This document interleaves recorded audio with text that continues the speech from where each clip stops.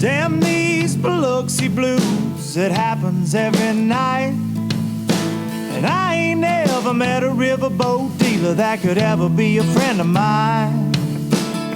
I have not. Never treats me kind, it leaves trouble on my mind. So I'm bidding farewell, putting in my notice, and I'll see you at another time. Come on, sing with me. This highway does not know my name, and I don't care. No, I don't care. Sure don't. Where we headed? Headed my way for another place, and I got 3 good tires and a spare. To the hook, to the hook. Just a white line gypsy getting out of Mississippi with just enough gas to get there.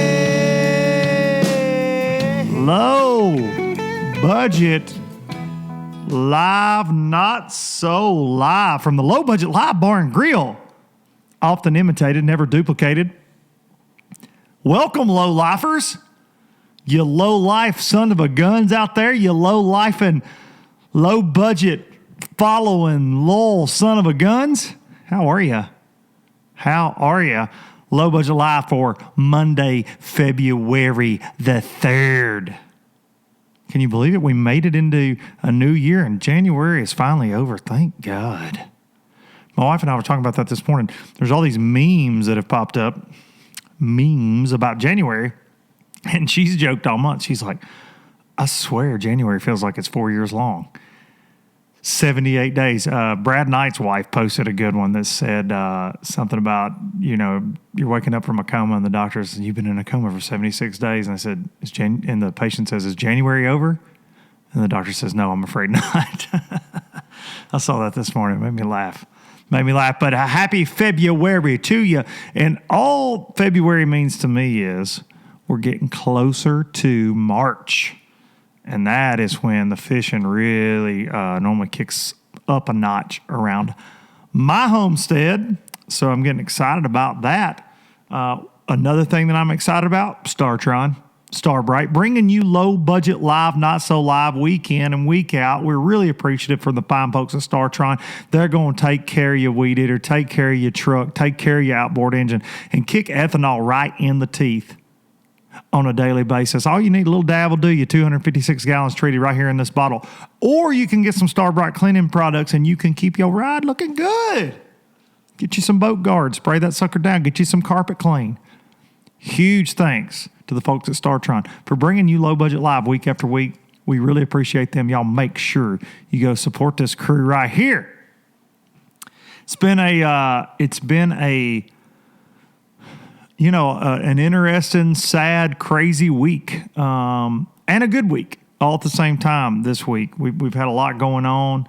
When I last left you, it was going to be my little Ryder man's birthday, and we celebrated that in style. Ryder D turned 9 years old, and he got a gift that all 9-year-olds need in life, and he got a bearded dragon, a lizard, and he named it Johnny.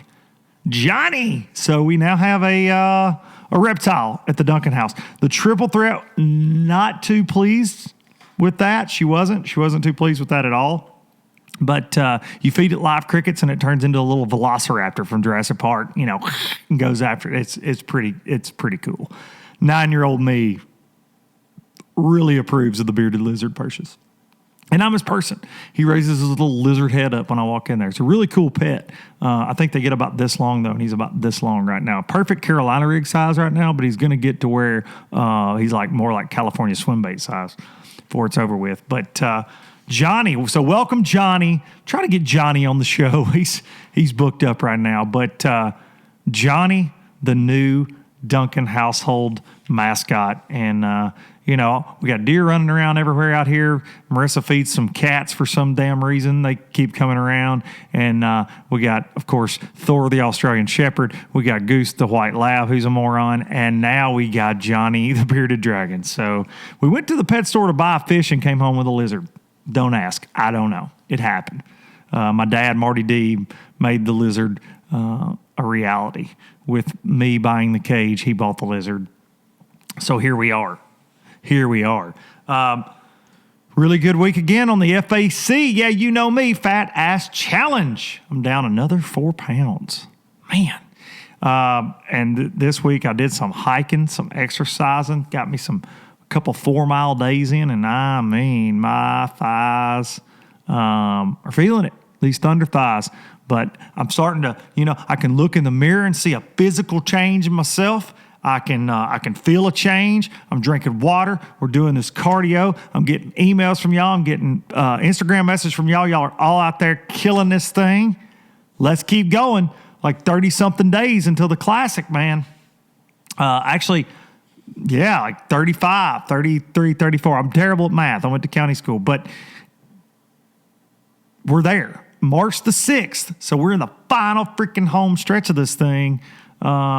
Bringing it in, and I'm trying to get like 25 pounds down. I don't know. I saw Big C this week. Talked to him for a little bit. He's down some weight too. So we'll see what's going on. We may check in with Big C next week and see how his weight loss challenge is going. But thank y'all for all the support on that, man. I'm like die hard right now. And like I said, skipping birthday parties, birthday cake, ice cream, snacks, pizza, hot dogs, all deliciousness. But now we got to break in birthday parties for a little bit, so I'm going to be straight. I'm going to be good. Valentine's Day will be the next challenge because the Triple Threat and I are going on a date. We're going on a date, so that's going to be one day. But you can treat yourself for one day. You can treat yourself. You can treat yourself. And even guys like The Rock, he does these crazy cheat days. So you can do that, but you got to back it up. So fat assers, low lifers, let's keep going. Let's lose some LBs. Something else awesome that happened this week. Holy crap, you guys. Boats and Pros. I filmed the second episode this week with Mr. Jordan Lee, so that's something to be looking forward to. But the first episode dropped, and holy crap, did you guys and gals come out of the freaking woodwork and watch that one with me and the G-Man. Cannot say thank you enough for that. I can't. So many of these, thumbs up, still a couple of these. I don't know who those people are, but it cracks me up. But a lot of this, man, and a lot of positive comments, and I'm not going to pat myself on the back and make this about me because it's about you guys. All of this stuff falls on deaf ears and does not motivate me the way it does. If you guys aren't participating, you're not commenting, you're not supporting the Luke Duncan's Traveling Circus lifestyle and dreams and podcasts and boats and pros. So, man, heart goes out to you guys. Thank you so freaking much. I promise you, I'm going to flood. I said it last year. I'm going to flood this channel with content this year. Lots more to come. Just hang in there with me. Keep watching. Keep commenting. Keep subscribing. We went over 6,000 subscribers. That don't sound like much to a guy like Dude Perfect, to them Dude Perfect guys, but to this little guy right here, who had less than 1,000 this time last year, come on with it. It feels good, and it makes me want to work even harder, so thank you so much for that. The next one will be out mid-February, okay? Just filmed this week, Jordan Lee, and you are going to enjoy it. Up next after that is going to be my main dude, Jason Christie with an IE. The real deal Jason Christie, that Cherokee and Choctaw Indian outlaw from freaking Oklahoma. That's going to be episode 3. So we got them big hitters steady stacked up, okay? That's all y'all need to know. It's on me to make sure we get a good episode and get the boats. But we got the interviews that y'all want to see. Trust me, I just got to make sure we got boats everywhere we go. So really having fun doing that. It's a lot of work. Shout out to my man Tanner Lyons, who's filming and editing those. But thank y'all for all the kindness. If you think you know people that haven't seen it, tell them about it. I want this thing to be where it's headed, next level. Something that people haven't done in this industry before. A lot of people think I'm just a little podcast and a little GoPro editing guy in here, but I got big ideas, and we're gonna bring them. We might not have a big fancy studio like some folks do, and we might not broadcast all the time, but we the little podcast that could. That's right, and the little channel that could. So thank y'all. Lots of other things I want to get to before I got 2 guests today, but lots of things I want to get to. Big time.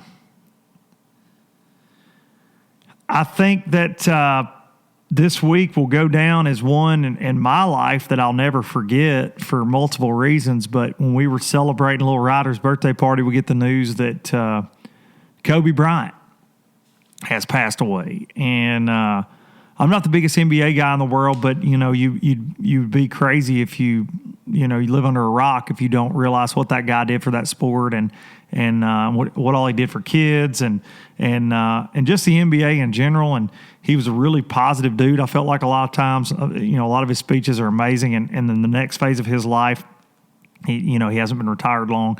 He was headed into a lot of amazing things with his amazing family, and unfortunately, he lost his life, as everybody knows now. But and his daughter passed away in that as well, which I cannot imagine what his wife is going through and the rest of their family. There were also other families on that helicopter that passed away, and I just wanted to say, never take anything for granted. That's for sure. That guy.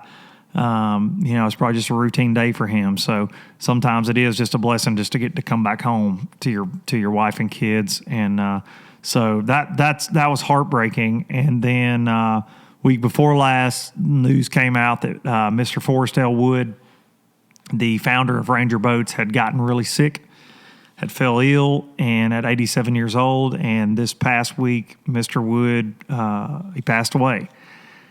And to say what that man meant to this sport, you can't put it into a podcast. You can't put it into a video. You can't. He dedicated his life to this industry, to promoting the sport.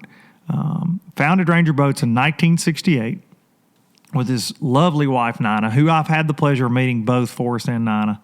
I know their grandson, Keith, very well, and know a lot of those folks out there from that Ranger company, and a lot of them now reside with Vexus Boats, and they're good people. But he put flipping Arkansas on the map, and he put bass boats on the map, in my opinion. There were a lot of other pioneers in there. You had the Pierces out there in that neck of the woods. Ron Pierce, Rick Pierce, who runs Basscat, his father founded Basscat Boats. They were there in that same little area, but and go way back as well. And they were Ron was a pioneer as well. We lost Ron, I believe, last year. But just these guys started fiberglass bass boats the way we know them now. The modern bass boat. And they kept advancing things. And Forrest, with live wells, and he was a tournament guy. He started as a fishing guide and had a cattle business and a construction company. And then that, starts in the back of a service shop building boats, and it gets it going and qualifies for the Bassmaster Classic back in the day. And he was a fisherman's fisherman, but at the same time had these great visions. And he built that company up to what we now know as Ranger Boats that still building legends one at a time. That famous cowboy hat, that silhouette on that Ranger Cup logo that so many people wear on their jerseys. FLW's namesake. They've changed it. They've changed what those letters stand for. It started out as Forrest L. Wood, the Forrest Wood Cup, and in recent years, they changed it to Fishing League Worldwide and some other things. And the cup, unfortunately, for the last cup they had last year, they just called it the FLW Cup. They didn't call it the Forrest Wood Cup anymore. The one thrift one was the FLW Cup, but it was the Forrest Wood Cup, for years. And it was FLW. That was their namesake. That's where it came from for a lot of you youngins out there that might not know. But so this guy we have to thank for a lot of things. And I heard the service was incredible this week. Lots of people from all over the place. Unfortunately, I did not get to attend, and I really, my hat's out to Forrest and Nina, and my heart goes out to their family. I know what you're going through. I've talked to Keith this week. This was his granddad. To everybody else, it was a hero, but to him, it was just his granddad. And losing my granddad this fall, I can tell you, I know what they're going through. And Forrest Wood will be missed, and they do not make people like Forrest Wood anymore, especially in this industry. They just don't. And so I wanted to talk about that. What a great man. What a great story. What a great legacy that will live on far beyond his time here on this earth. So rest in peace, Forrest Wood, and rest in peace, Kobe Bryant, his daughter, and all the others affected in that horrible helicopter crash. But if you grew up in the time frame I did, of course, Dave Chappelle did a skit about Kobe throwing something in the trash. So every kid growing up, and I've seen a lot of memes about this, but yeah, you're always going, Kobe. Hell, I still do it all the time. So these men definitely left their mark on the world. And at the end of this crazy ride, that's all you can hope for, right? Is to leave your mark in some way, shape, form, or fashion, whether that's with your family, whether that's with the public, just with the world in general. Leave your mark. Leave your mark. I felt like my mom did that. I felt like my granddad did that. And that's all that matters. Family, loving on them, and leaving your mark. Doing what you love, leaving your mark. And those two men definitely did that. So rest in peace, guys. That we thank y'all for everything you did. Moving on. Craziness in the bass fishing world. Craziness. We just wrapped up just this last week the first FLW tour of the year, which was the FLW Pro Circuit now. And they kept saying on the live coverage, it was driving me crazy, and my buddies are hosting that. But the inaugural Pro Circuit, I'm like, it's the tour. What are you doing? You trying to polish a turd here? What are we doing? It was the inaugural tournament where they changed the name of it. But just trying to build it up a little bit. I get it. But it was a great tournament to keep up with.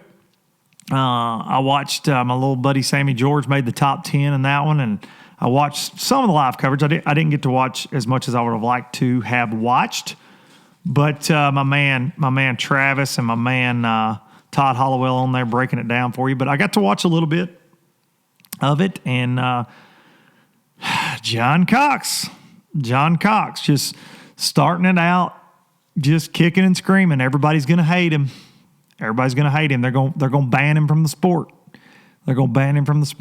He's just going to, it's the first major event of the year. My gosh, man. He's still got a lot coming up. We're going to talk to John in just a little bit. We're going to talk to John, get him to really go to town on that little victory for all of us low-lifers here. And I'm looking forward to hearing what he's got to say. Looking forward to it. Heard word on the street this week that MLF on one of their television shows that goes wherever, Discovery Channel or whatever it is, were running the commercial. And I saw anglerschannel.com actually posted an opinion piece about this week, talking about the commercial. And this was the same commercial they ran during live coverage last year that rubbed a lot of people the wrong way, where they're like, 5 bass limit, culling tags. And it was like all but people shooting bass with machine guns and stabbing them with knives. And they're like, typical tournament fishing. And then it's like Ott Defoe in a boat, and it's like, MLF, and he swings a boat in and he pets it and he kisses it right on the mouth and he gingerly takes the hook out, probably where the barb didn't even touch it, because they take such good care of fish, and he just gently slipped it back in the water, and it's like, MLF, the future of tournaments. And I did a whole thing on this back this spring for you, back last spring for those of you that are just now following along. And I didn't have the video then like I do now, so you get to see my full-on choreography on that. But yes, they're throwing fish in the weigh-in bags and freaking culling clips and but they took it off their live coverage. But I heard and I read this thing that anglerschannel.com did, that it made it onto the TV show. And I'm just like, awkward. You just bought one of the biggest 5-fish trails ever. Didn't change the format, and now you're like, typical tournament fishing. It's dumb. Lord have mercy. Somebody over there do your homework. Y'all are watching podcasts too much and not keeping up with your own stuff. Lord have mercy. Y'all can't get out of your own damn way on stuff like that. Because, I mean, there were BPT anglers upset about that commercial. But, yeah, I read Angler's Channel posted that. And if I'm wrong, forgive me on that. But somebody shared that, and I read that this week on a TV show. The commercial made it in, and I know sponsors were upset about that and some other things. So the fact that that made it to light again, if that's the case, really funny. Really funny to me, especially now that you're running tournaments. Speaking of tournaments they run, they got another sponsor. Costa left, and now it's the Toyota Series. So big shout out to Toyota for coming in and giving them some cash. The Costa Series, which has also been the Strins, the American Fishing Series, and the Everstarts over the last several years. It's changed a few times, but is now the Toyota Series. First one's at Toledo Bend, and going on right now as I'm recording this. And, another weird one. They announced it late. I don't know, but congrats to them on getting a sponsor. My main question is that I would like to know, and I'm sure the public would like to know, is why wasn't it the Costa Series again? Why did Costa pull out? The thing about new sponsors is it's really crazy. You can announce new sponsors all day long, but when old sponsors don't return, i.e. Ranger, Bass Pro Shops, Costa, there's questions there. There are questions there. I heard some things going on out there. Of course, the brass was at the FLW event, and they were in an angler panel meeting, and word on the street is they're projected to lose about $1 million this year, and allegedly on tour in FLW organization. So I think they definitely lost some sponsorship dollars, and I wish them nothing but the best. I hope it works out. I hope it does. But the narrative was they were the saviors of FLW, and I don't know. We'll see. I can say that from a tournament standpoint, the pro circuit, FLW Tour, whatever we're calling it, came off without a hitch, looked good. Live coverage looked good. Thanks to them boys over at Digital P Media and Todd Hollowell and Travis. The coverage was good. And, the boys caught them decent. Rayburn was tough, but the event was good, and I was proud to see some of my good friends over there kicking butt and taking names. There was a lot of, not a lot of surprises in who caught them and who didn't, for sure, over there. Another announcement this past week, by the boys at MLF BPT, the guys that I like to say Major League backpedaling. Or Major League changing all the time. Just kidding, guys. No red crest, no Thunderbolt ball, no red crest this fall. So they did the first one ever, was going to be the biggest tournament ever. This past fall, they did it. Jury's still out on whether it was the biggest tournament ever. But now they've canceled it for 2020, no championship, and they're going to schedule it for, drum roll, March of 2021 when... Isn't that when the Bassmaster Classic is? Oh, yeah. It's when the Bassmaster Classic is. Yawn. It's such a... I don't know. I don't even know what to say at this point with crap like this. There was an article, and I don't know who this is quoted in this, but... it says it will be huge because there is so much more star power and marketing power with Johnny Morris, all the hunting, fishing, and NASCAR industries added in the Cronky Sports and Entertainment, who owns the Nuggets and the Los Angeles Rams. Everyone will work together collectively in 2020 to make the Red Crest of March 21 the biggest event ever. Back pat. We're good. We are great. Pat yourself on the back. Those are lofty, and Boyd said this when they first started talking about Red Crest, that it would be the biggest championship. And I've said on here multiple times, no, it will not until it is, right? If you're over in a corner going, I'm great, you're probably not great. That's the problem. You have to earn the respect of fans. You have to do something that makes them want to attend your event. So just schedule on top of the Classic, so your guys who this year aren't going to the Classic, a lot of them, MLF pros, they're not going to go hang out with the fans. There's some that are, but the list is growing of the ones that aren't, because it's not about the fans. It's about egos for the most part. And now they're going to make sure they got it scheduled where they can't go. And they may not do it right on top of it. I don't think the industry will allow that. I think they'll get a lot of pushback, but I think they'll do it close enough where guys have to pick. And that's a hell of a shame. It's a hell of a shame for the fans and all of this. You know, they want the divisiveness to stop. I mean, obviously with my podcast, that's been something I talked to like Tim and Gerald about, and a lot of the talk is you're dividing people. Well, then you do crap like this and it just further divides it. I'm not saying the Classic's the only tournament that can ever exist in March, but I think when you know what you're doing, they know what they're doing, and they know what they're trying to do, and they want bass out of the picture. And I don't think that's good for the sport. I don't think MLF failing is good for the sport. I don't think if MLF fails and it all goes away, I don't think that's good either.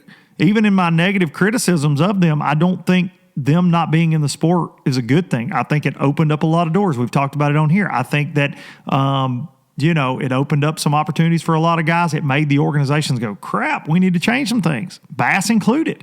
They cleaned up some of their messes. So I don't know. I'm so over it's going to be the best ever and just changing. But they got to figure out something that's theirs, like the format or whatever, and just ride it. Be willing to stick to something. That's your deal, and it's either going to work or it's not. The biggest problem I see with an event like this is you got to have something to bring fans in. You got to. And the Classic still has moments. They have the winning moments, and they still have a huge expo that's historical. And I don't think you can just set up in a field and call it the Classic. You're going to, rent out an arena and have a deal? Well, then there's nothing after the show. I don't know. Maybe I'm wrong. Maybe it'll be huge. Maybe it puts Bass out and the Classic out. I personally, right now, think it's stupid. And I think that you're going to make the industry pick again if you schedule close to each other, because you're going to have travel and booths and things. And this is all coming from me. One would be smart to speculate it's going to be around the Classic. Okay, they say March 2021. They didn't announce their dates. Well, guess who else hasn't announced their dates yet? Bass. So you're crazy if you don't believe that's the reason. And they may hear this podcast, I'm sure, and say that's not the reason. We're not doing that. And maybe we got it stopped, lowlifers. I don't know. I don't know. They got a lot to work on in regards to getting fans there and things like that. I want to text our guest for the day. See if we can get him, old John Cox, winner of that good old FLW Pro Circuit Tour. He picked up right where he leaves off, just goes back to catching that butt.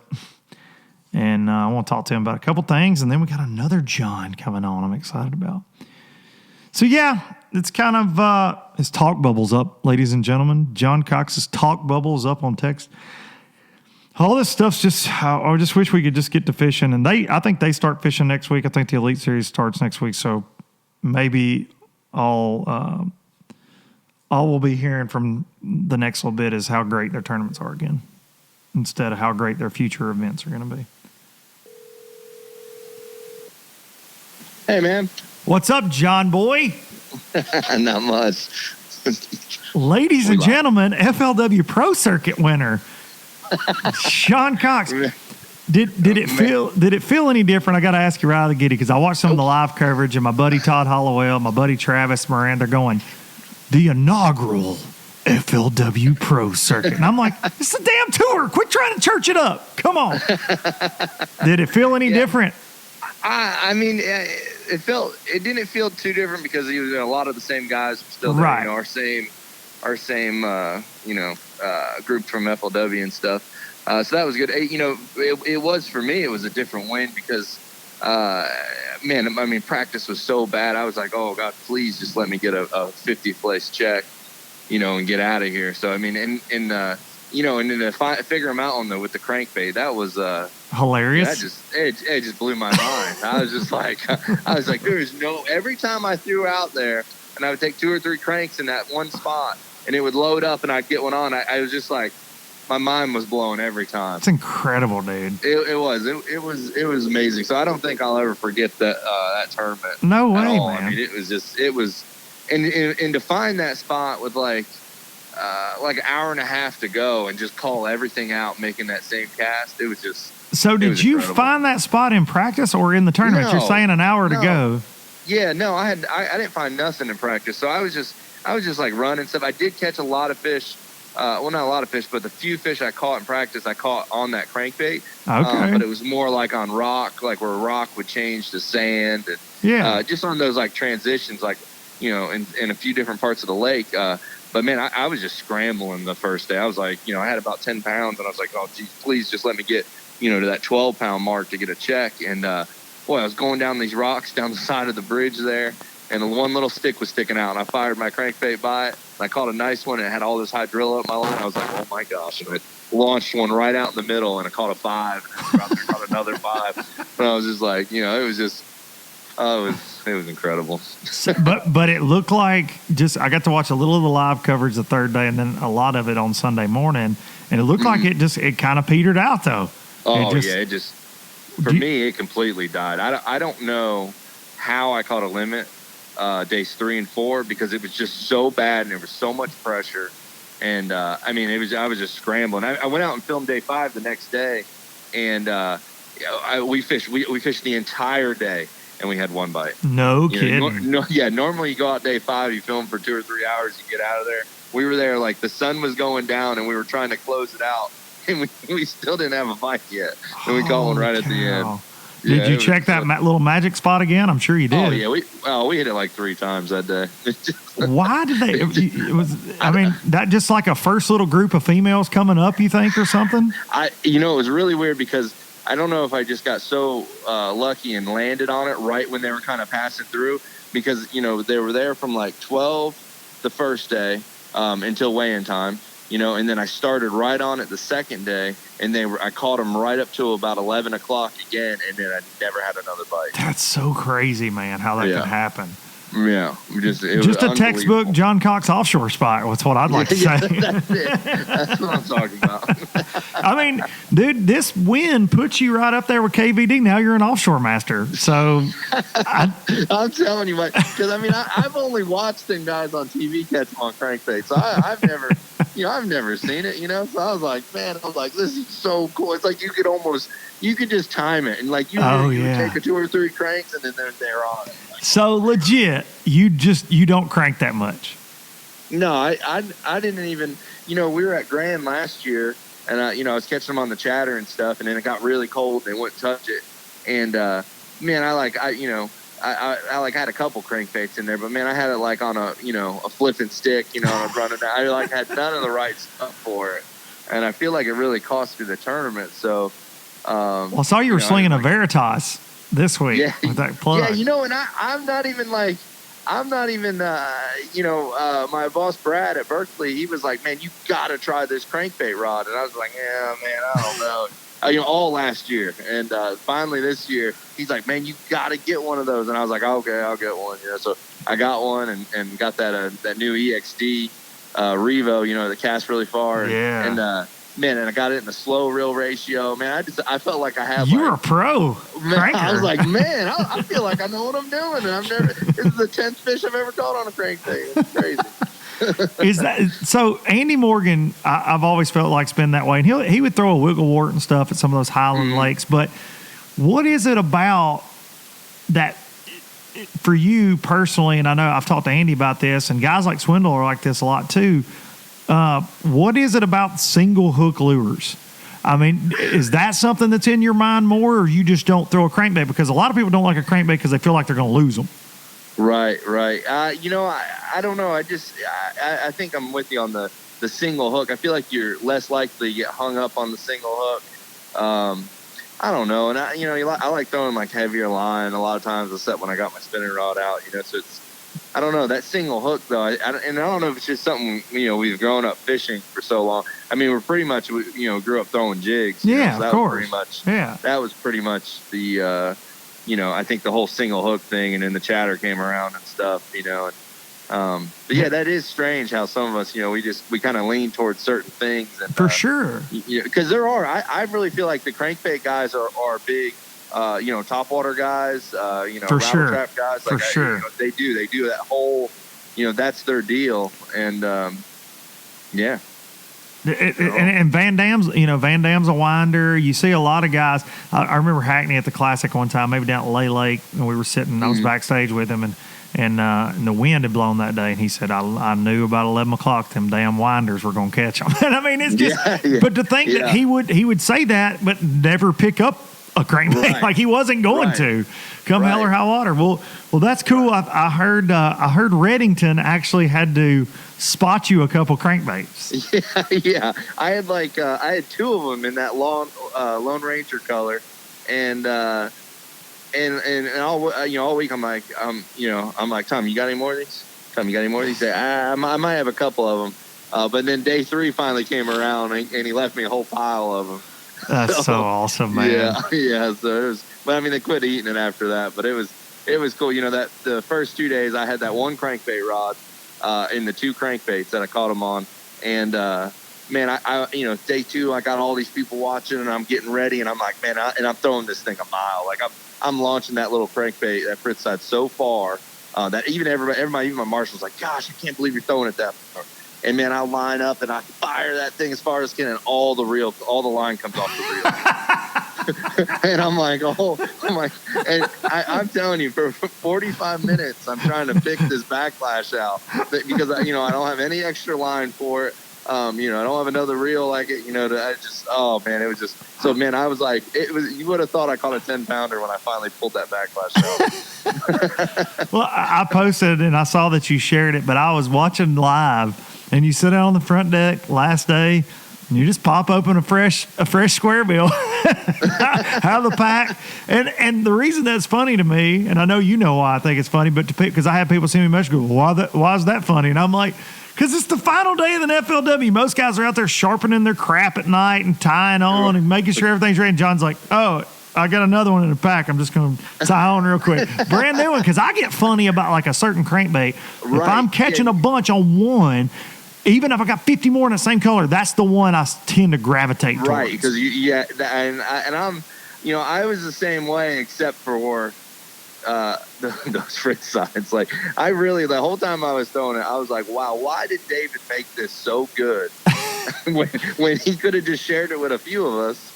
And just, I was just like, dude, oh my gosh. And you know me, I'm a big 6th Sense crankbait guy, and Brad and I, Rutherford, have talked about this fritz side. I've got to get some because it sounds like a really, really special crankbait. I doubt I can get any in that color right now. It doesn't sound like on Tackle Warehouse. I have to borrow some from Tommy Reddington. Sounds like. Yeah, he's got a big stash of them. Is it true that was my? He's like, that was my favorite color. Why'd you have to tell everybody about that one? Did Reddington? Was it true he was at your house when you won? Yeah. He came down to Harris to practice, so he's been hanging out at my house. So, well, dude, congratulations, because I'm telling you, the best come out to play when conditions get tough. And dude, watching you really go into scramble mode 2 days in a row, right, and pull it off. A lot of guys just end up going, yeah, I'm going to finish about 10th because I'm going to 0. I mean, and they panic or they try to. And me, when I got a sweet spot like that, I'm probably just going to beat the hell out of it until I 0. Right. But you recognize it and go, hey, we got to pull the plug and run around. Yeah. Dude, you were fishing with the trolling motor on 100, wide ass open up the bank. And did you catch them all on a swim jig? No, I caught a couple on the dirty jig swim jig with the backstep beach on. But I mostly got most of them on the chatter.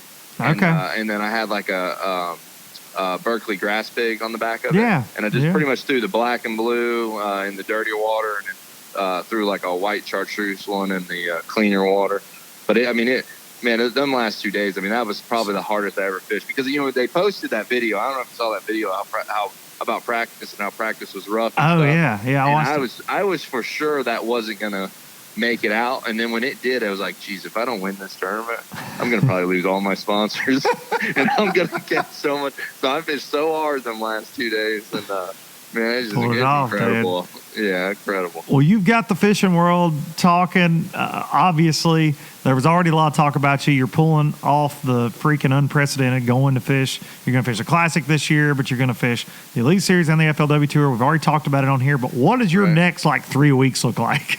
My next 3 weeks are St. John's River, Bassmaster Elite Chick, is the next Bassmaster Elite, and then Harris Chain for FLW. So, ladies and gentlemen, if you're keeping score at home, he won the first FLW, and I'm not going to jinx him, but let's talk about this for a second. I just want to get his reaction to this. So if you're keeping up at home, St. John's River in Florida, I have no clue what's going on down there, weather-wise, whatever. I'll give John Cox a top 10 in that one. Let's move on to Chickamauga. He's got more trophies at Chickamauga than Andy Morgan does at this point. So then we're going to Chickamauga. Now, granted, it's a time of year that I don't know if you've ever been there. Yeah, I've never been there. It doesn't matter, guys. Listen to me. John Cox, put him on your fantasy team.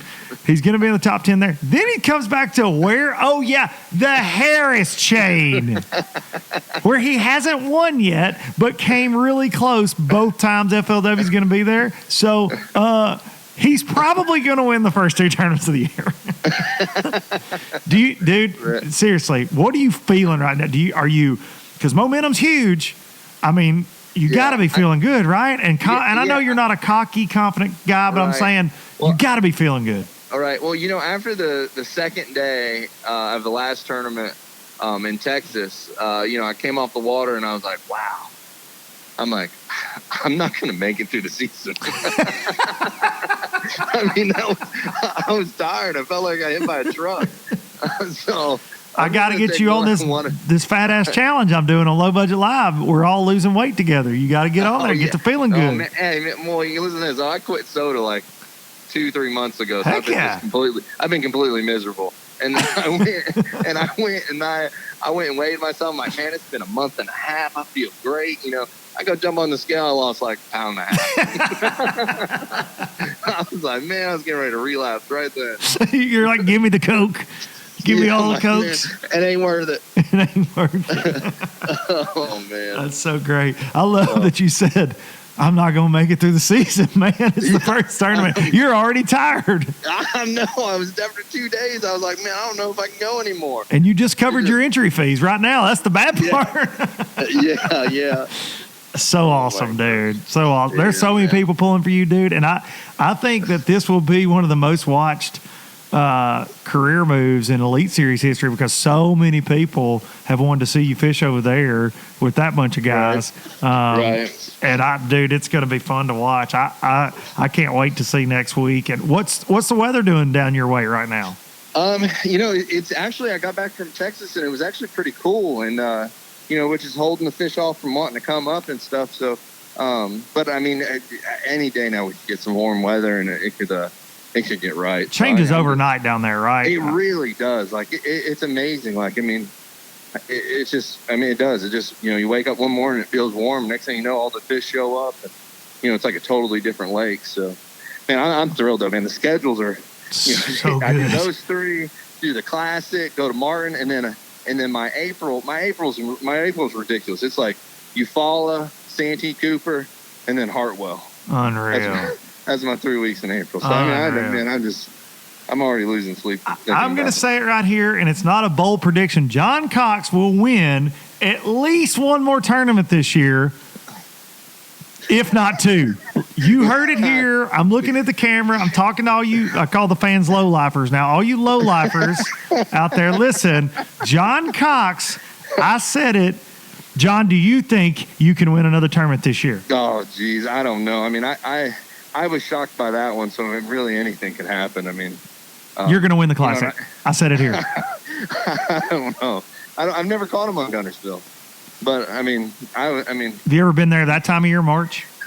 I've been there at the end of March. Pretty much caught him on beds pretty good then, but not as early as we're going to be there. But I got a crankbait rod now. So. Boy, dude, the possibilities are endless now. Yeah, no, I'm kind of like, wow, this actually works. This is great.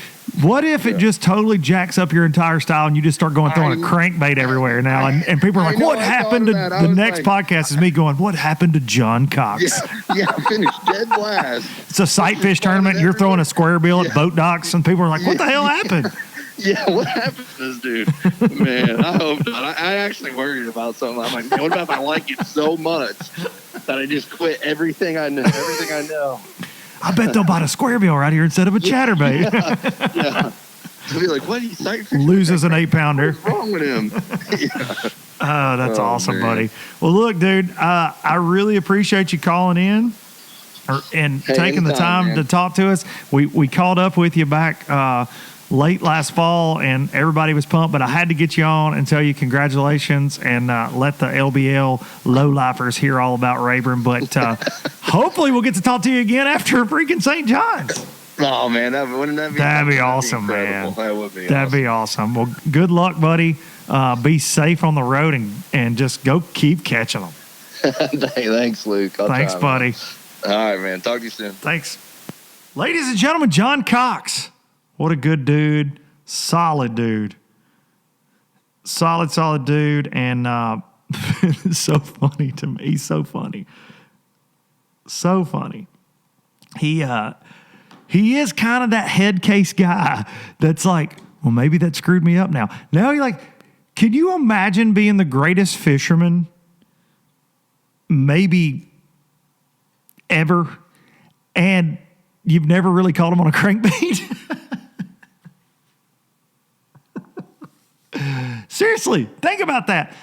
I got 4,000 damn crankbaits and jigs and spinner baits and whopper ploppers and spooks and walking baits and rattle traps and beetle spins and spoons.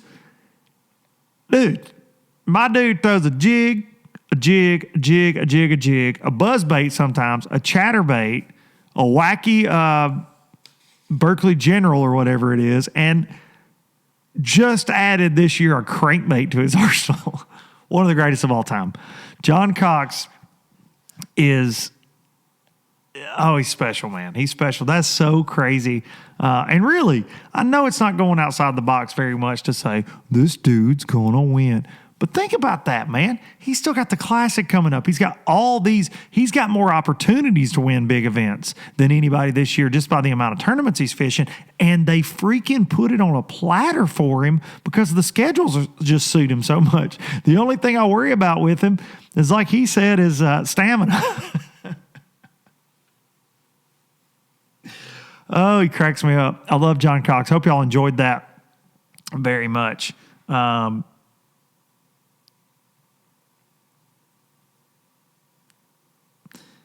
Texting our next guest. Our next guest is another John, and he's a John I've been knowing for a very, very long time, and he is entering his I believe, 14th season on the Bassmaster Elite Series.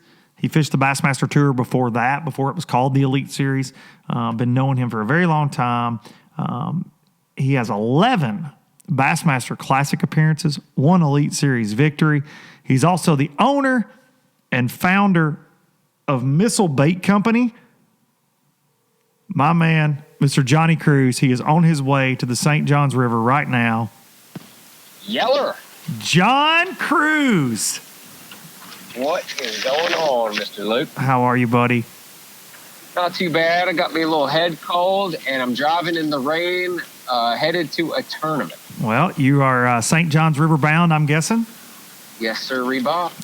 That's one of those places I feel like when you suit up and you pack up and you're sitting in your garage rigging, when you're knowing you're going to the St. John's in February, you got to have some butterflies, especially after the tournament you had down there last year. Definitely. You know the one common mistake that every angler makes is that when you see the same place on the schedule, you're expecting it to be the same thing. Yeah. You and I have been doing this long enough. It is never the same. You're right. It's never the same. You're right. So that place, I fished it numerous times, and I'm talking like throughout the last 40 years of popular bass fishing. The St. Johns River produces 10-pounders after 10-pounders after 10-pounders, and it does. And so it's one of the places that just is a factory for big fish. It really is. I do really enjoy going there, and sometimes it can be kind of tough, but sometimes it can be really good too. And last year, y'all ran into a situation where there wasn't much grass, right? I mean, a lot of the grass was gone.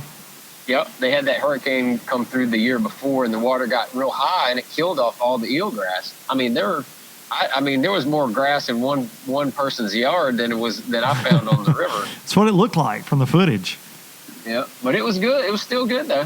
Oh yeah, man, that place is special. And believe it or not, as long as I've been doing this, as long as you and I've been knowing each other, I've never put a boat in on the St. Johns River, not one time.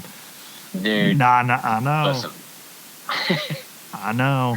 Didn't you do good there in another tournament back in the day? I'm trying to think, maybe like a cranking tournament or something. I know you caught him in Okeechobee one time cranking back in the day in the low water tournament. But yeah, it was. I made a check there one time in an open that's what it was in December. That's what I'm thinking about. Yeah, it was, and I was cranking actually in Rodman. Okay. And it was you and I was with Kobe Carden. Kobe Carden. Cranking the old Bandit 200. I promise you. You know what? They don't even bite that anymore. So, ladies and gentlemen, y'all can just forget about that. I'll give you one guess on the color it was being thrown. I know what color it was. It was A&W Barks. I promise you, unbelievable, man. Kobe Carden, that dude can smash them. If anybody from Alabama's listening, y'all are going, shut up talking about Kobe Carden. Quit giving him love because he takes all y'all's money about every weekend. Yeah. All the time. I met a guy last weekend at one of my shows, and I was talking to him. He lived on Lay Lake. I said, "You know who Kobe Carden is?" He goes, "Yes, I do." I bet you're like, I bet you do.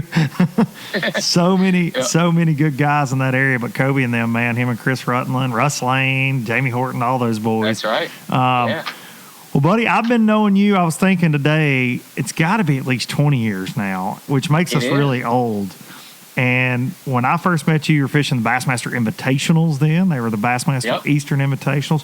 What year was it that you officially qualified for the then Bassmaster Tour? Was it 99, 2000? I fished the Invitationals right out of college. And so my first Invitational was in the September of 2000. Okay, so your first. And then I believe it was the next spring when the fourth tournament of that year, that season was on Pickwick. Yep. And I think you were in, so that would have been. I was at the meeting. I was at the meeting. No, I fished that when I was a senior in high school. Yeah. And I fished that one as a non-boater, and I zeroed all 3 days. And it was at that time on Pickwick, that was easy. It was brutal, man. And that was the Leon Tidwell tournament. Yeah, that's right. The famous Leon Tidwell tournament. So, but at that time, not long after that, you were fishing the FLW Tour. And you did that as a co-angler too, right? I did that for a co-angler. Yeah, that year I did it as a co-angler and went out there and just, tried to learn and I was fishing the invitationals at the same time. And it was kind of cool because that year as a co-angler, I fished in the back of the boat with Charlie Hartley, who I already knew well, and that was fun. I fished in the back of Larry Nixon's boat, which was an experience, amazing. And then I fished in the back of Timmy Horton's boat while he was sight fishing. Timmy's a very good sight fisherman. Yes, he is. And we had some great conversations. We had a lot of talk just about sight fishing as he was sight fishing. And it was cool. And that was back when you could actually help the person in the front of the boat. So I was trying to help him spot the fish and all that. It was fun. You were holding trees because power poles didn't, and docks because power poles didn't exist. Yeah, I'm sure. Yeah, I spotted a couple of them, and he, by golly, he snatched them. He snatched them up, dude. He did. Yeah, he had a good day. That's awesome. I love hearing stories like that, and I think that a lot of people enjoy that. I remember you were the first person. I've learned a lot from you over the years, from everything from fishing to the business side for sure. And I've always respected you immensely and just thought a lot of you as a person. But I remember you had an FLW on Wheeler, would have been about probably 2002 or so, 2003. And it was the last FLW of the year. You were trying to make the cup and you were like, hey, and you could practice with people. And you were like, and I lived on Wheeler, but you weren't asking me for yokel knowledge. You said, hey, I want to go up here to this Gunnersville Dam area and go throw a drop shot around. And that was the first time, and I caught a big spot with you that day. That was the first time I'd ever drop shotted in my entire life. And I remember you were talking about robo worms, and I was like, what in the hell is a robo worm? But I'll never forget that up there around the lock walls. But you and I fished together, and I learned so much just on that trip with you. But fast forward over the years, I've learned a lot more from you other than that. But you've always been. Was that the same tournament that I borrowed the boat from? Yes. You had a boat mishap. I can't remember now what happened, but you ended up in my dad's Triton. That's right. Who was which he had at the time, and he's a really big guy. And you had to take the windshield off so you could see. That is correct. I remember that because you pull up at Wayne. My dad's like super OCD about his stuff, and he's like, where's my windshield? And I said, John broke it today. I'll never forget the look on his face. He goes, are you kidding me? I'm like, yeah, man, I don't know. He like lost one on a jig and it broke the windshield. And for like 30 seconds, he was so pissed that he couldn't breathe. And I was like, Dad, he had to take it off so he could see to drive because of where your hot foot's at. Yeah, take a breath there, Big Marty. But yeah, man, that was, did you make the cup that year? I did. Or the championship? Yeah, that was the tournament that did. I remembered that. That was because I remember standing like in the tent, behind the tent, waiting to see the final points to see if you made it. That's crazy, man. So fast forward to now, and you are an Elite Series standout, made 11 classics, and you are the owner and founder of a very successful tackle company. Dude, talk about when the day came that you decided to go into business with Missile, because you've always been a tinkerer. You taught me a lot back in the day. You tinker with crankbaits and things. Obviously, you've got the Spro Little Johns that you design. You've always had a passion for certain crankbaits and homemade things. But where does that come from where you decide, hey, I'm going to start a soft plastics company in Virginia? You know, it was it really came kind of from the Spro side. I had had a nice complement of sponsors that I built through the mid 2000s, and I really enjoyed working with all those companies. Some in the industry, some out, and then 2008 hit, and I lost about 70% of my sponsor income. Wow. And Spro was one of those I did not lose, and that's about the time I was starting with Spro, and over the next couple of years, I was really enjoying the design and promotion part of what I did with Spro. And I said, man, I want to do the same thing with soft plastics. And I talked with a couple companies about, just kind of duplicating that model, but with soft plastics. And I came to the conclusion I wanted to start over with a new brand. And that was one of the things that I pitched to one of the companies that said, look, I know you have your own brand, but I want to start a new brand and design all the baits for it. And they didn't go for it. And it became pretty obvious that I needed to do this on my own.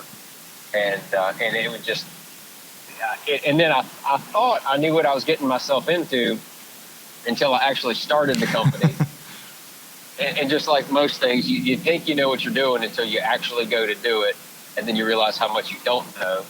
But I tell you, the one thing that really helped me early on in the first couple years was all the contacts that I did have in the industry from the people at Spro and all the other companies that I had worked with and did work with at the time. They introduced me to the various distributors, and then I would call them and I would just ask them a bunch of questions, about margins and products, turns and discontinued items, and all, just trying to learn as much as I could. And I still learn a lot, every year about the business side of it, and it's been a lot of fun to just really see it kind of grow and blossom from all the work that's gone into it.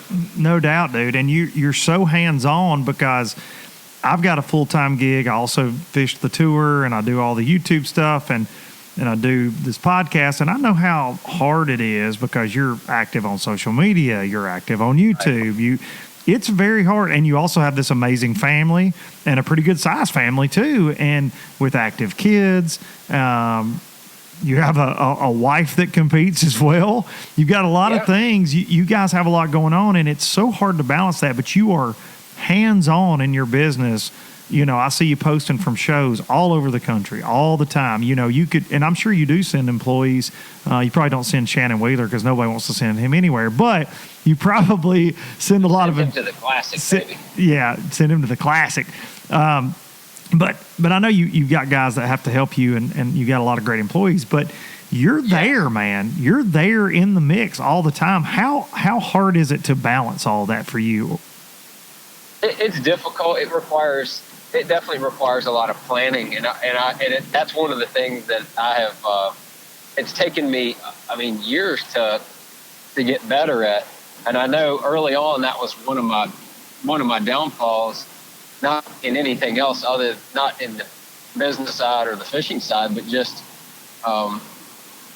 in the learning curve of owning your own business and being a professional bass angler. As the bass angler, I'm used to doing everything myself. Right. And then having employees to make sure that you're managing at the same time. And then, as we're growing, we've grown to now we have 4 full-time employees, and we got about 3 or 4 part-timers that come on, that are there. Some of them are working close to 40 hours a week, and some of them are just on a special project assignment basis. There's 2 of them that are there like that. Miles is doing some videography work for us, taking some of the load off of Shannon, what all he's doing. And then Andy Thomason, who's fishing the Opens. And Andy's he's local. He's been working with us for a little bit. I've known Andy since he was a teenager, and now he's in his late 20s trying to make the elites. And Andy, I'm giving him some more special projects over the last year or so. When he's home, I've given him special projects. And just managing all that, kind of planning for it is the thing that I feel like in the last year, I feel like I've gotten a lot better at.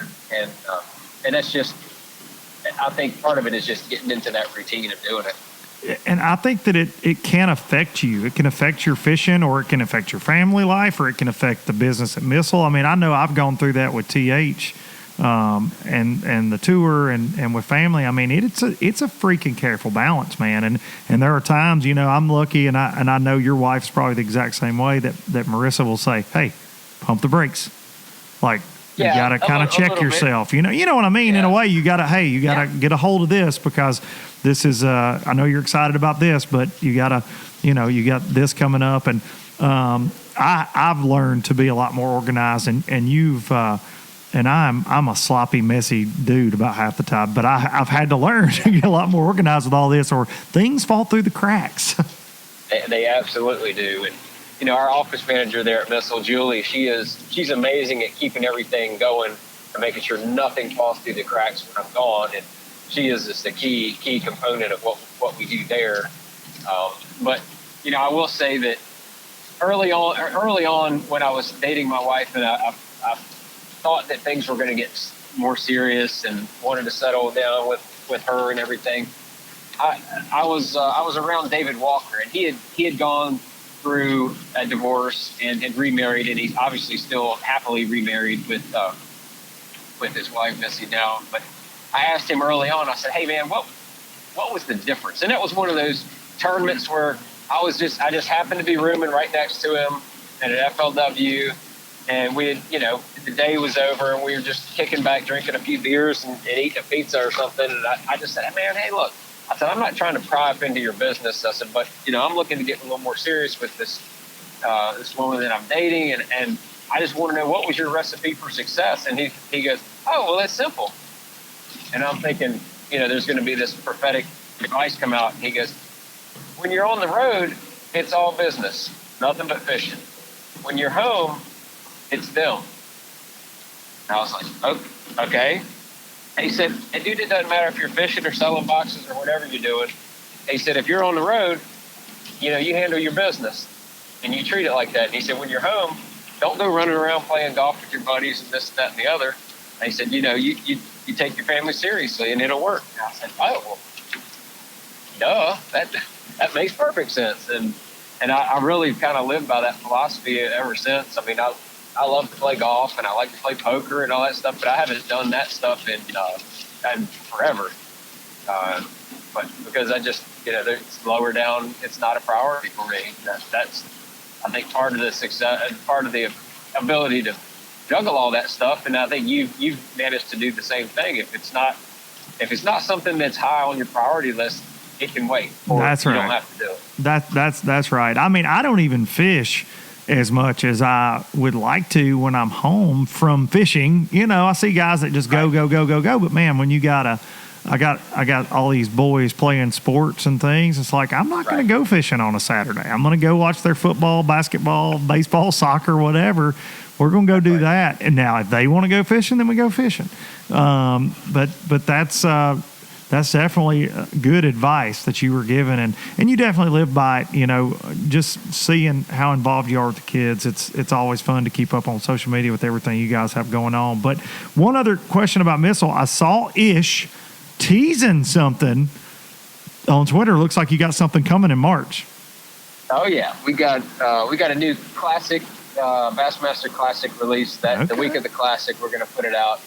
Heck yeah! I can just tell you that there was a one or two techniques that are relatively new, and I found myself catching a lot of fish in most of the tournaments last year on one of these or both of these techniques. Okay. And I was basically buying, various products on the market, trying to figure out what was the best one to use. And then finally, about halfway through the year, it dawned on me, it's like, duh, you just need to design one. You just need to make one. Okay. Yeah, we just about make one. So it's coming at the Classic, and it's going to be pretty cool. Yeah, I mean, it's nothing super fancy, but it's extremely effective, and perfect. You'll see the underwater teases coming right before the Classic. Well, I can tell you that little Ned bomb last year, I got my hands on some of those, and they like that little joker. Yeah, boy, that thing has been it's been good. We got a ton of huge response on that bait, and so yes, if you like that bait, I really think you'll. And it's not just one bait. There's actually two baits coming. Okay, at the Classic. Exciting! I'm excited. Two baits. Heck yeah, man! I love it, man. Well, I want to switch gears and go. Let's talk about some Bassmaster. What? Yeah. So 19, we had all these crazy changes in our industry. All this we've talked to death. But what kind of grade would you give the overall Bassmaster season for 2019?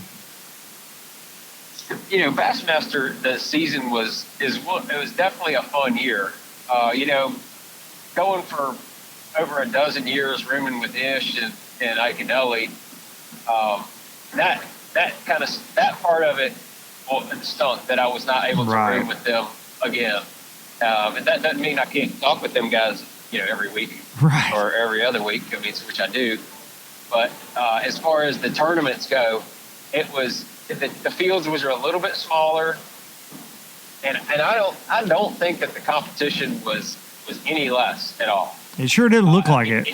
Even some of the places that we went to, that we had been to, the cut weights were higher. And yep. I mean, you saw the St. John's, just a total smash fest, and Winya Bay we'd been to before, and the weights were higher than they'd ever been, and I don't think that automatically the fish showed up or anything like that. I mean, I'm telling you, dude, the dudes on the Elite Series are really, really good. No that doubt. Part of it was it was fun. It was fun to fish against new people, and it was definitely I think a bond because of all the stuff that went on.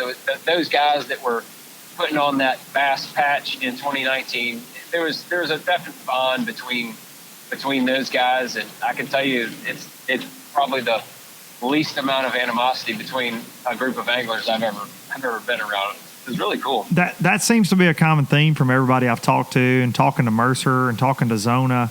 It seemed like a lot of people were like, there was this camaraderie, pride in what you were doing, and the difference in everything else that was going on last year. I felt like it was kind of like you didn't have to defend it, right? I mean, it was just everybody joining together. Make no mistake about it. Bassmaster, I think they reflected on everything that they had been doing as well, and of course realized that they could improve in some areas. And I feel like they really made some hard efforts to make improvements where they felt like they were lacking in previous years. For sure. And as somebody, and there's 40 of us that had been there and stayed, and I can tell you that 40 very much appreciated what Bass did to kind of reinvent themselves and make themselves better and try to make the sport better in general. Well, and I think the same can be said for guys like Swindle and Palaniuk. I mean, they left with the masses, but then they wanted to come back because, there are changes, and their heart told them to. They wanted to Right. they wanted to get back there, and I'm glad to see those guys back. But I think this year, I thought the 2019 field was ridiculous. It was strong. There was a lot of new faces that we got to know, but then of course the guys I knew from the FLW tour that they sent over there that were just stone cold killers last year. Right. A lot of them that I'd been competing against that I was like, man, you guys are going to enjoy fighting those guys off. Now you've got some more guys. Brian Schmidt, who's one of your guys, is coming over. That's right. And that dude's trouble everywhere he goes. You got Buddy Gross. You got Austin Felix, called him on tour a ton. You got some guys coming over. It's only going to get stronger. It's just going to be another stout year, I feel like. Oh, no doubt. There's a lot of hammers that are adding into the mix this year. And, for the first time on the Elite Series ever, 100% of the field returns for the second year. Yeah, that's cool. And to me, that says a lot about what Bass is doing, from paying the whole field and the way they're conducting tournaments and the way they've got things scheduled and the other added benefits that they bring to the anglers. Like I said, it's never happened. 100% of the anglers all returned for the next season. Well, I'm looking forward to seeing what happens next week at St. John's. I think that there'll be a lot of people glued to live, hoping some great big ones get called, I'm sure. Which event, and this is a cliche question, but I got to ask it because I'm interested about the schedule. Which event are you looking forward to the most? You kind of got, and like we said, it's a name of a lake, and it's a date on a piece of paper, and so where there's always assumptions, oh man, they're going to be on bed here, or we're going to catch them cranking here. But just right now on paper, which lake stands out to you as one that's going to be your favorite? Yeah, well, to me, a lot of times it ends up being the lake where you have the chance to catch the biggest fish of the whole year. And as being the lucky dude that caught the biggest fish of the year last year on the whole Elite Series, there's really there's 3 events, possibly 4, but there's 3 events where I think any one of those 3 could show the biggest fish of the year, and that's the St. John's, which we're going to.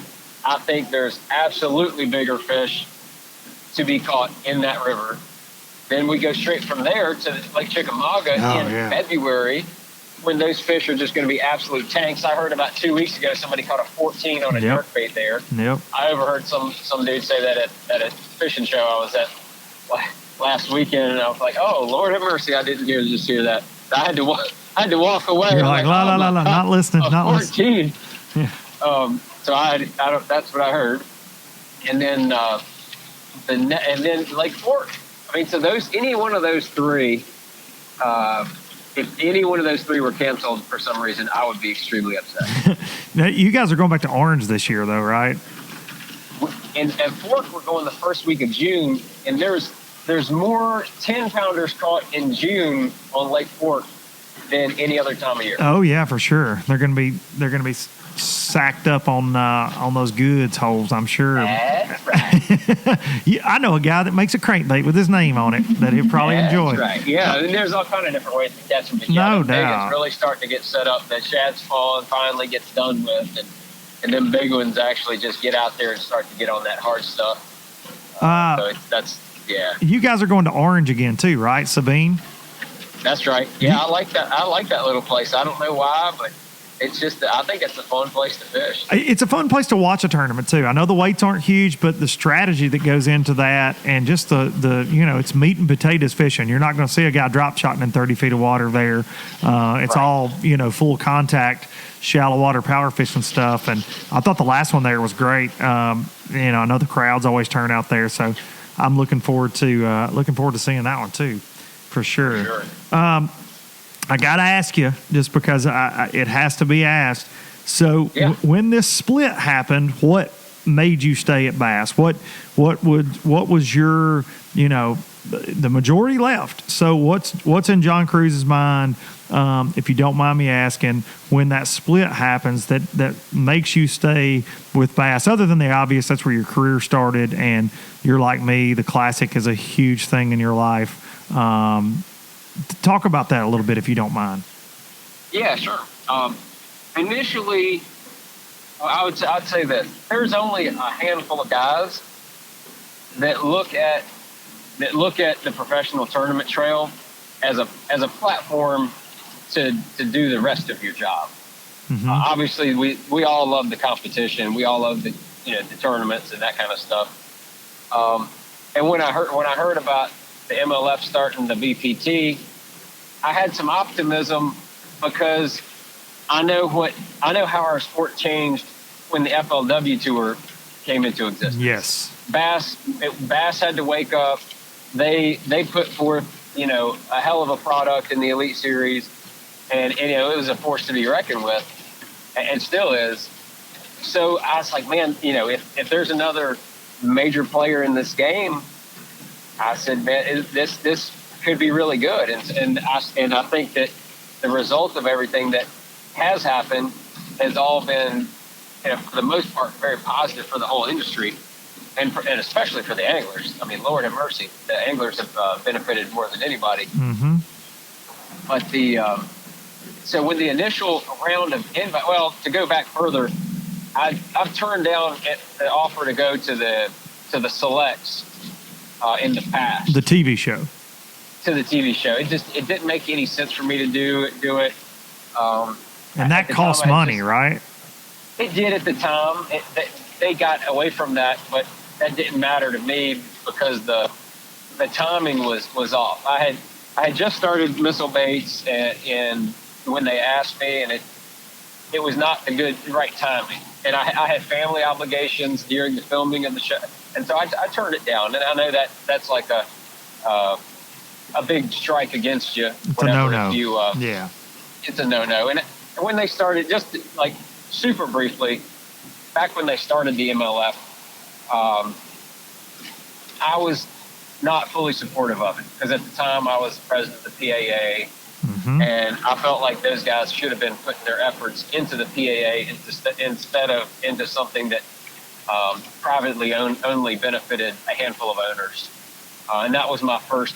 And all the original owners know this. Yes, and, of course. And I think that was another strike. And so when the first round of invitations went out for the BPT, I did not get the invitation, which that's kind of what I expected. Right.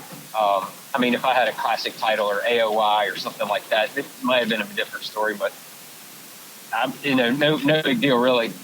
And then one of our not long after the first round of invitations went out, everything was hitting the fan, so to speak, amongst the anglers. And a lot of people, I was just staying neutral, Yeah.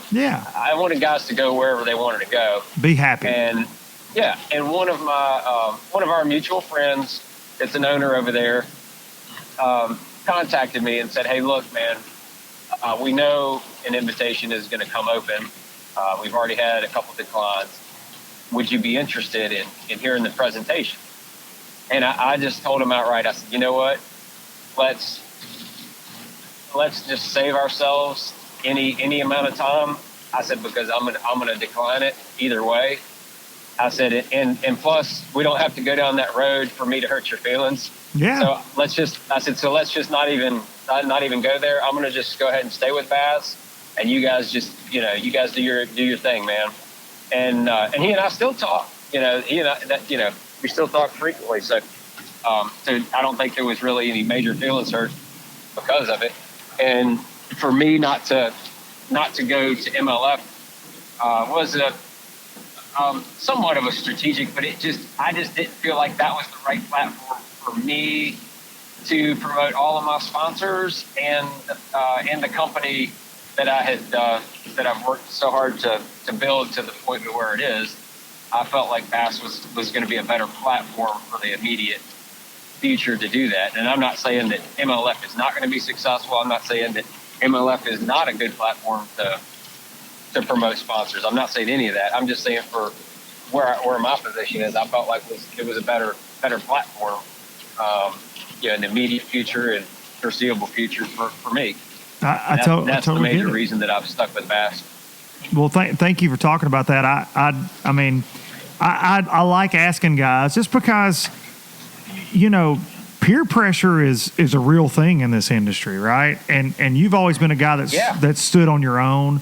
I can remember, kind of a trendsetter in a lot of ways, but I can remember being when we were younger, and dude, you're flying to ICAST before really anybody even wanted you to be there working a booth, and you're out there working and moving and shaking, and you've always been this hustler and this go-getter, so and very independent at the same time, and you're outspoken with your ideas, like you're talking about the PAA, the Professional Anglers Association, that was started up to kind of be the anglers' go-to against the organizations somewhat in a way, and kind of where they could band together.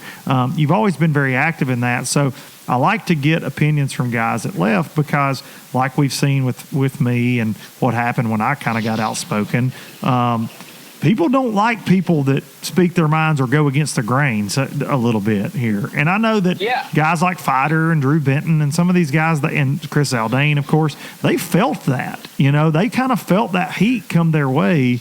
So I always like to ask that. Some of those guys, and that was, making me look really smart, which I don't know that was the case. It's kind of like a gut instinct thing, but those guys, I think, receiving the invitation and getting the full sell on going, and then they declined it was, it hurt feelings. I'm sure, no doubt. There was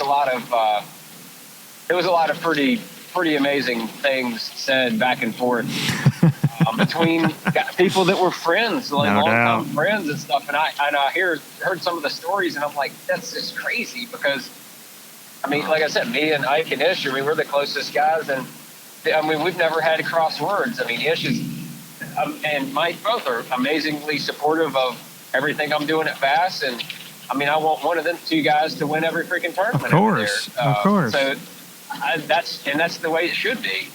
Totally. I've got a bunch of friends over there on MLF, and then some of them that I never hear from again. And I was like, well, hell, I guess they weren't my friend to begin with. Well, that's what I ran into with some guys, and I ran into it with some that I thought I was really good friends with once the podcast started getting a little heat this fall, and I'm like, oh, okay, well, I get it, whatever. But and that's a shame that it has to be that way, because we all started this because we love catching little green fish.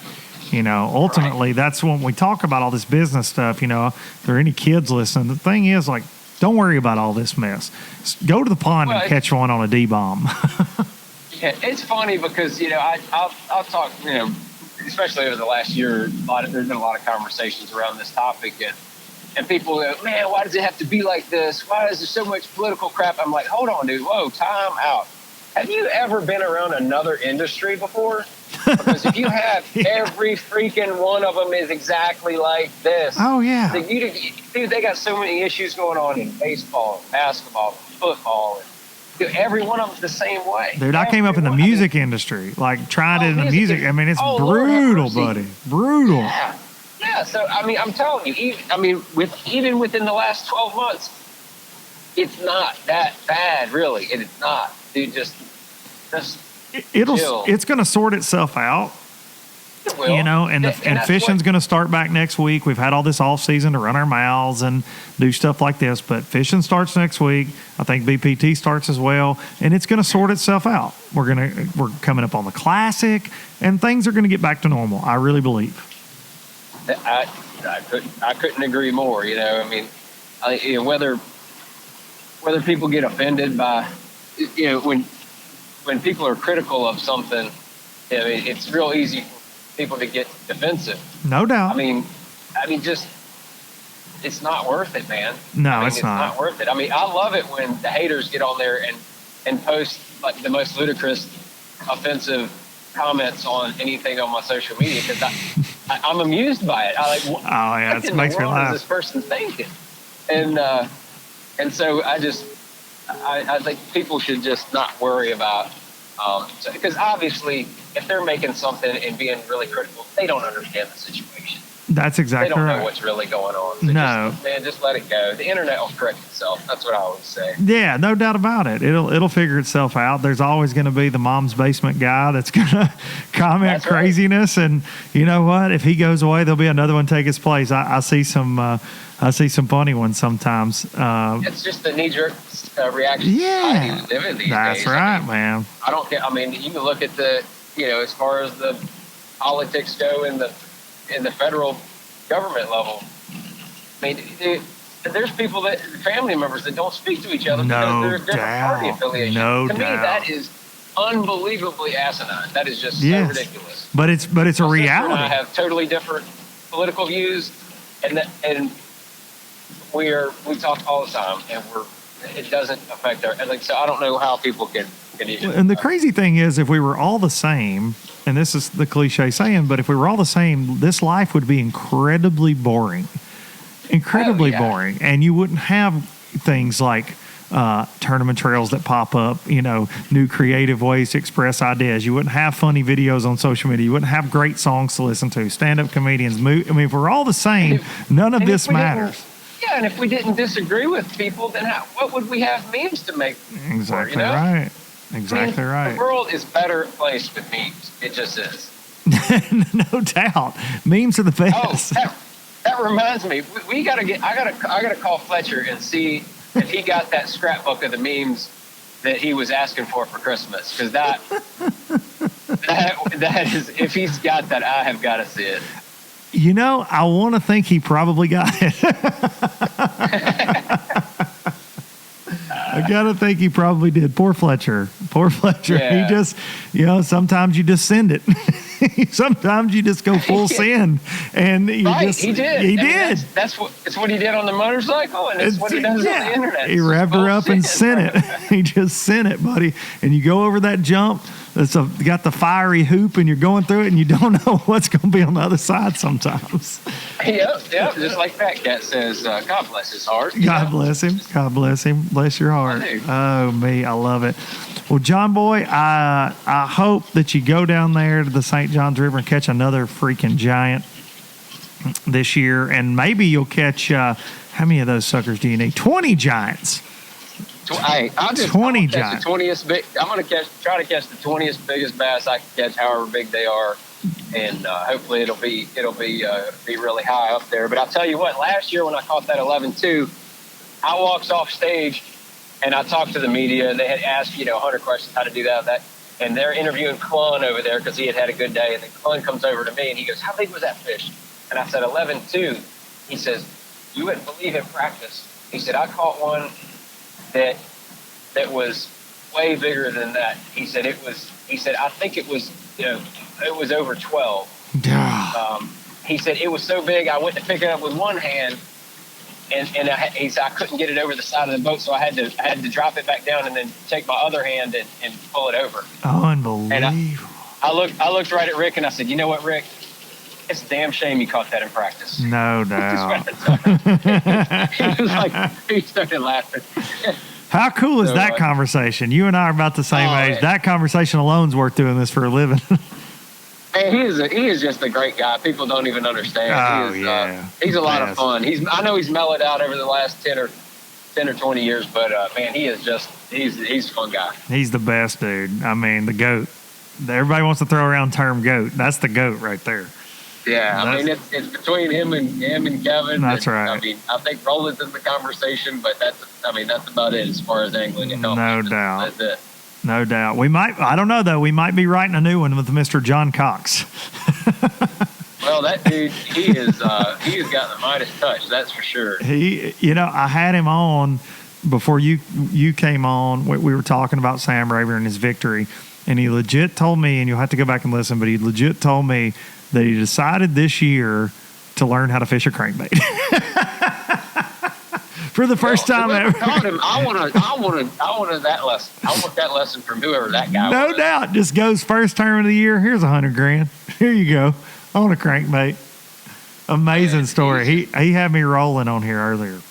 I think he's a prime example of an angler with a lot of talent that knows how to stay focused on what really matters. That's right.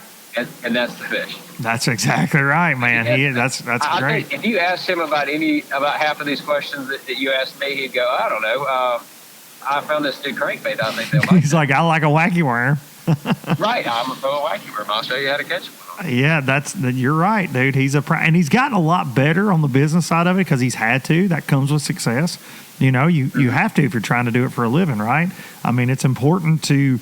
I've always felt it's important to be able to mix both the business and the fishing to maximize on your opportunities. You know, there are guys out there that don't want to, and that's fine too. But to truly be a professional, I think you got to get, because sponsors get frustrated with you. I mean, you know that if you catch every bass in the world, but you can't talk your way out of a paper sack, or you can't remember the names of products and things like that when you're catching them on, they get frustrated. You have a prime opportunity to where, you know, maybe the fishing rod that you were using was a big deal in your win, and you just don't even mention it. That's right. And they could have sold them things for the next 2 years as fast as they could make them, and you forgot to mention it. That's right. And so it's a careful balance, and I think young guys, they need to know that you need to but hone your fishing skills, but you better know the other game too, because people are getting better and better and better, and it's getting more and more competitive out there.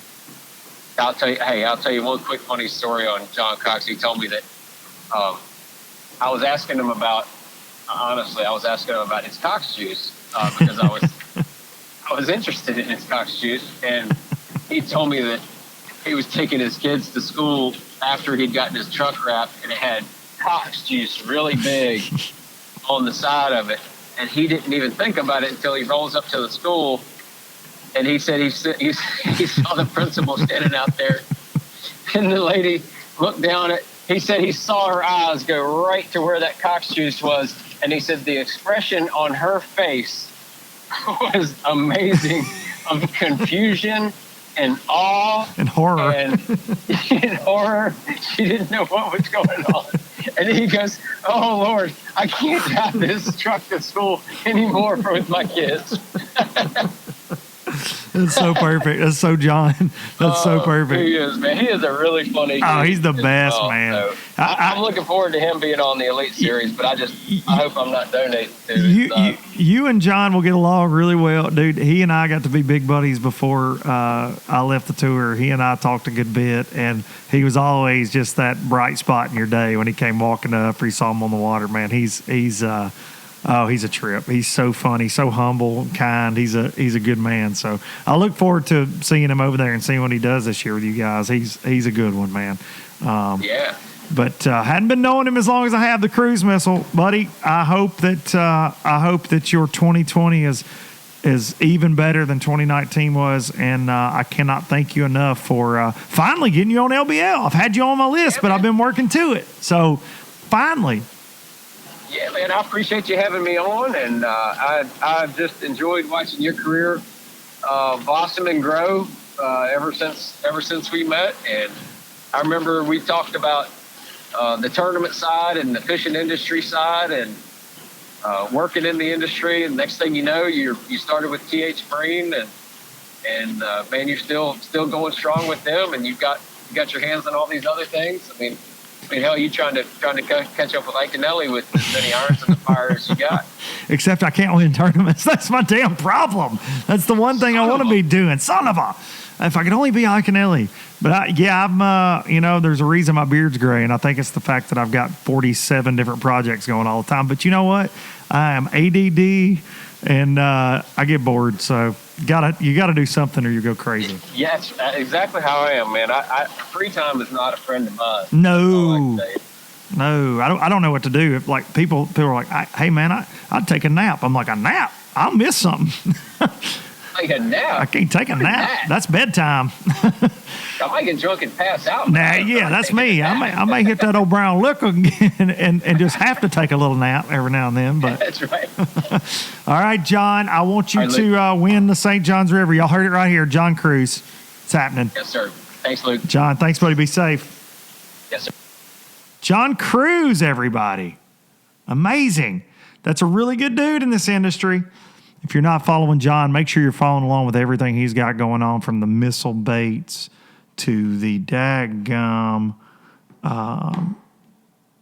Elite series and his YouTube. Go subscribe to his YouTube. Just make sure you're following along. He's a good one. He's a class act. And I'm glad he talked to us today. Thank y'all. Thank y'all for everything this week with Boats and Pros. Thanks for all the comments on the Zona episode of Low Budget Live. Hope you guys enjoy this one. And next Boats and Pros will be in a few weeks, in 2-3 weeks in February. I haven't decided on the release date yet. Just filmed it this past week, but with Jordan Lee. So look forward to that. And hope you have a great week. I'll have another video up later this week with Traveling Circus is this week. It's Traveling Circus Week. Almost forgot. So be on the lookout for that. Traveling Circus, the worst fishing trip I've ever been on. Venice, Louisiana, Traveling Circus. Me, my dad, Spank from Ranger, Jimmy Wallace from Ranger Boats, and Stupid Darian down in Venice, Louisiana. Check that out. I believe Thursday of this week that'll be up. Thank y'all so much for everything. We're going to keep rocking and rolling this content out. Like the song you're fixing to hear, Biloxi Blues by yours truly, Luke Duncan. Thank you for the kind words on that as well. Hope you have an awesome week. Make sure to hug your mama. And I'm going to see y'all next week. Here's some Biloxi Blues. From Jacksontown to Tupelo, I never could make it last. Spanish moss, a Civil War ghost, well, I'm gonna leave them in the past. Any direction, Lord, I'll be fine. It don't matter east or west. North, south, wherever the wind blows, I'm leaving those burdens at rest. This highway, it does not know my name, and I don't care, no, I don't care. Heading my way for another place, and I got 3 good tires and a spare. Just a white line gypsy getting out of Mississippi with just enough gas to